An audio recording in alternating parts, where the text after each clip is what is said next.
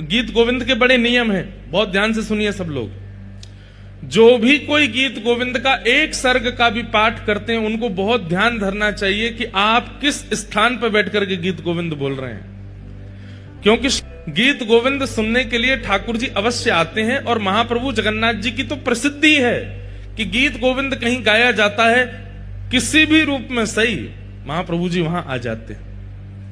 तो व्यक्ति को विचार करना चाहिए कि वह गीत गोविंद का पाठ स्थान, समय, परिस्थिति सब देख करके कहे कि अगर मैं यहां गीत गोविंद का पाठ करूंगा तो कहीं जगन्नाथ जी को आने में कष्ट तो नहीं होगा। अब आप गाड़ी चला रहे हैं और गाड़ी चल रही है आपकी 100 की स्पीड पे और आप गीत गोविंद गा रहे हो,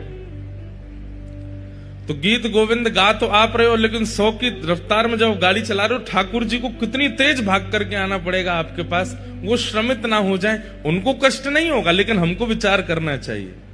आप किसी ऐसे स्थान पर बैठे हैं जहां पवित्री नहीं है, शुद्धता नहीं है, बिल्कुल गंदगी पड़ी हुई है और आपके गीत गोविंद चल रहे हैं, तो महाप्रभु जी को वहां आना पड़ेगा। उसका विचार कीजिए।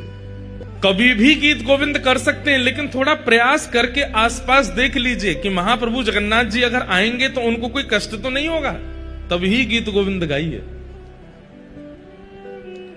अगर आप गा देते हैं तो उसमें पाप कोई नहीं है, लेकिन एक प्रेमी का स्वभाव होता है कि वो अपने प्रियतम को कष्ट नहीं देना चाहता।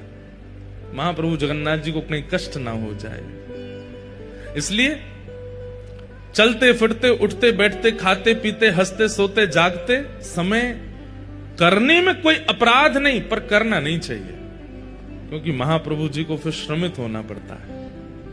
इसलिए हमने नियम बताया कि गीत गोविंद जब भी करो, पास में एक आसन लगाओ, शुद्ध आसन जिस पर कोई विराजा ना हो। उस शुद्ध आसन पर सुंदर इत्र लगाओ, इत्र लगा करके महाप्रभु जगन्नाथ जी का आवाहन करो, उसके बाद गाओ। देख लीजिए गाड़ी खड़ी हो, सुंदर छाया हो, बहुत टीक दोपहरी पड़ रही हो, चिलचिलाती धूप निकल रही हो, महाराज पैर बाहर धरे नहीं जा रहे हैं, खुद तो 16 टेम्परेचर पे एसी चला के बैठे हो, और उस समय गीत गोविंद गाने लगे, महाप्रभु जी को दौड़ के आना पड़ेगा। उनको धूप में वो विचार नहीं करेंगे कि धूप है, ताप है, आंधी तूफान बारिश क्या है, वो तो आ ही जाएंगे।